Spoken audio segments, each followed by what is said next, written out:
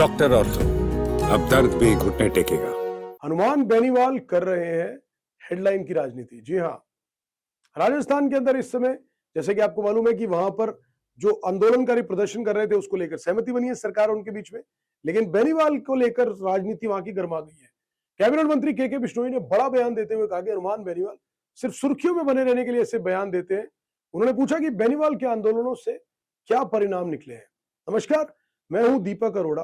राजस्थान की राजनीति जहां बयान सिर्फ बयान नहीं होते बल्कि कई बार सियासी तूफान की शुरुआत बन जाते हैं।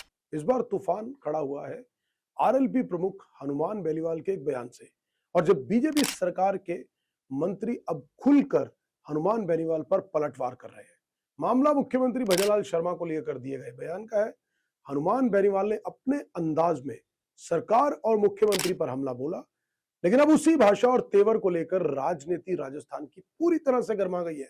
वहां तापमान तो बढ़ा ही हुआ है, लेकिन उस तापमान के साथ साथ इस समय राजनीति का तापमान भी पूरे चरम पर है। राजस्थान सरकार में कैबिनेट मंत्री के बिश्नोई ने बेनीवाल को सीधे तौर पर नसीहत दी है। उन्होंने कहा कि लोकतंत्र में हर जनप्रतिनिधि को जनता के मुद्दे उठाने का पूरा अधिकार है, धरना देने का भी अधिकार है, सरकार की आलोचना करने का भी अधिकार है, लेकिन भाषा की मर्यादा नहीं टूटनी चाहिए।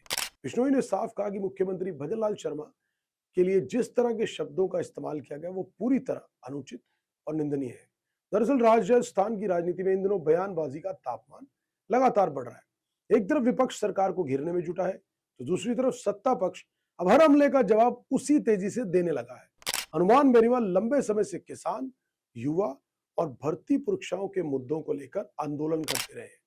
धरने, प्रदर्शन और सरकार के खिलाफ आक्रामक बयान उनकी राजनीति का हिस्सा और बहुत बड़ी पहचान रहा है। लेकिन इस बार बीजेपी ने मुद्दों से ज्यादा उनकी भाषा को निशाने पर लिया है। के बिश्नोई ने कहा कि धरना देना सबका मौलिक अधिकार है, लेकिन जनता को यह भी बताया जाना चाहिए कि उन आंदोलनों का नतीजा क्या निकला। उन्होंने सवालिया अंदाज में कहा कि सिर्फ मीडिया के सामने आकर बयान देना ही राजनीति नहीं है। असल राजनीति वो है जहां जनता के मुद्दों के समाधान तक लड़ाई लड़ी जाए। यानी बीजेपी अब बेनीवाल की राजनीति को सिर्फ बयानबाजी बताने की कोशिश कर रही है, और कहीं ना कहीं उन्हें घेरते हुए नजर आ रहे हैं कि सिर्फ आक्रामकता राजनीति के अंदर बयानों में आप ही को नहीं आती, हम भी आक्रामक हो सकते हैं अगर आप इस तरह की राजनीति करेंगे। लेकिन बिश्नोई यही नहीं रुके। उन्होंने कहा कि राजस्थान की राजनीति हमेशा संस्कार, सम्मान और लोकतांत्रिक मूल्यों की राजनीति रही है, और ऐसे माहौल में मुख्यमंत्री के लिए अपमानजनक शब्दों का इस्तेमाल गलत संदेश देता है। उन्होंने मुख्यमंत्री भजनलाल शर्मा का बचाव करते हुए कहा कि पिछले करीब 2.5 वर्षों से मुख्यमंत्री लगातार प्रदेश के विकास के लिए काम कर रहे हैं, दिन रात मेहनत कर राजस्थान को विकसित राज्य बनाने की दिशा में आगे बढ़ रहे हैं। ऐसे में व्यक्तिगत टिप्पणी करना सिर्फ राजनीतिक मर्यादा को नुकसान पहुंचाता है। बीजेपी मंत्री ने बेनीवाल पर तंज कसते हुए यह भी कहा कि इस तरह की बयानबाजी सिर्फ सुर्खियां बटोरने और टीआरपी हासिल करने के लिए की जाती है। यानी बीजेपी अब यह संदेश देने की कोशिश कर रही है कि विपक्ष मुद्दों से ज्यादा हेडलाइन की राजनीति कर रहा है।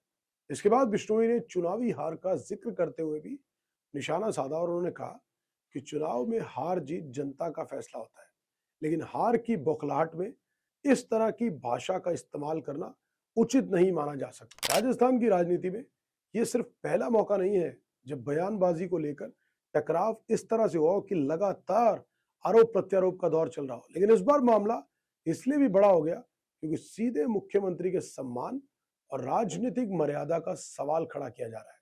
फिलहाल एक तरफ हनुमान बेनीवाल अपने आंदोलनकारी तेवर में है, तो दूसरी तरफ बीजेपी उनके हर बयान का जवाब देने के मूड में पूरी तरह से दिखाई दे रही है। लेकिन अब देखना दिलचस्प होगा कि यह विवाद सिर्फ बयानबाजी तक सीमित रहता है या आने वाले दिनों में सड़क और सदन दोनों में सियासी संग्राम और तेज होगा। डॉक्टर ऑर्थो, अब दर्द भी घुटने टेकेगा।